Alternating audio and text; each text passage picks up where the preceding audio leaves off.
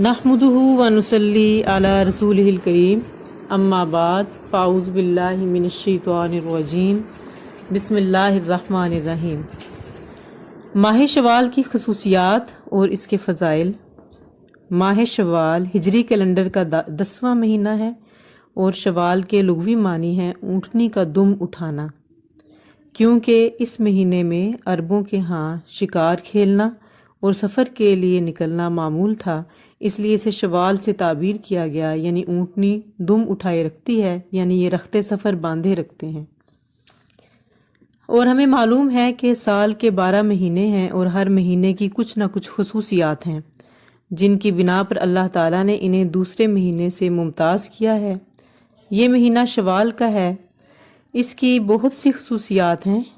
پہلی اور اہم خصوصیت یہ ہے کہ اس کی پہلی تاریخ یعنی یکم شوال کو مسلمانوں کی 2 شرعی عیدوں میں پہلی عید یعنی عید الفطر کا دن ہونے کا شرف حاصل ہے۔ ماہ شوال کی ایک دوسری خصوصیت یہ ہے کہ رمضان کے روزوں کے بعد اگر کوئی اس ماہ میں 6 روزے رکھ لے تو اسے پورے سال کے روزوں کا ثواب مل جائے گا۔ اس کے راوی حضرت ابو ایوب انصاری رضی اللہ تعالیٰ عنہ ہیں کہ رسول اللہ صلی اللہ علیہ وآلہ وسلم نے فرمایا، من صام رمضان ثم اتبعہ ستا من شوال کان کصیام الدہر، جس نے رمضان کے روزے رکھے اور اس کے بعد شوال کے 6 روزے رکھے، اس نے گویا ہمیشہ روزے رکھے، یعنی اس نے پورے سال روزے رکھنے کا ثواب حاصل کر لیا۔ یہ حدیث جو میں نے آپ کو سنائی ہے صحیح مسلم کی جلد نمبر 3 میں حدیث نمبر 169 ہے۔ تو یہ ایک اتھینٹک سورس ہے جس میں روزے رکھنے کی فضیلت کا بیان ہوا ہے۔ اس کو پورے سال کی روزے رکھنے کی فضیلت کیوں حاصل ہے؟ کیونکہ رمضان کے 30 روزے اور شوال کے 6 روزے مل کر 36 روزے ہو جاتے ہیں۔ اللہ تعالیٰ کا قرآن پاک میں ارشاد ہے، من جاء بالحسنۃ فلہ عشر امثالھا، جس نے نیکی کی اسے اس کی 10 گنا ملے گا۔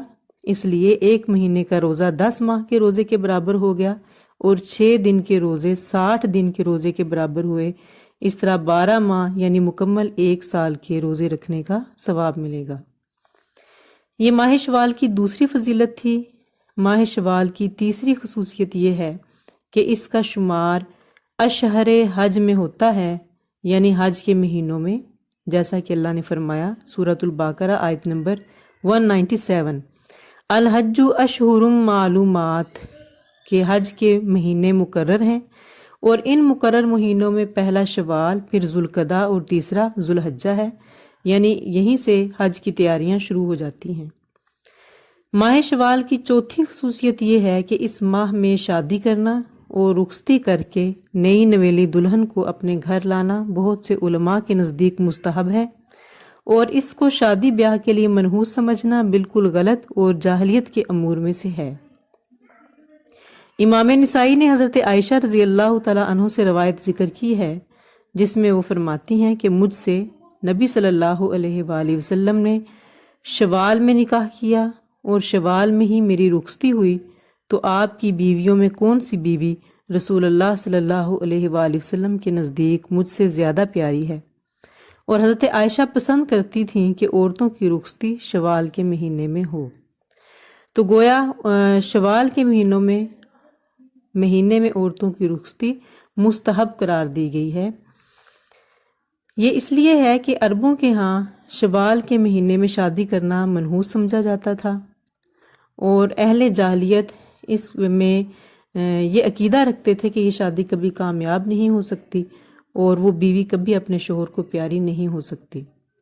اور ہمارے ہاں آج بھی عوام میں یہ عقیدہ ہے کچھ لوگوں میں کہ شوال میں شادی بیاہ کرنے کو وہ منحوس سمجھتے ہیں، حالانکہ یہ عقیدہ باطل ہے اور بے بنیاد ہے، بے اصل ہے۔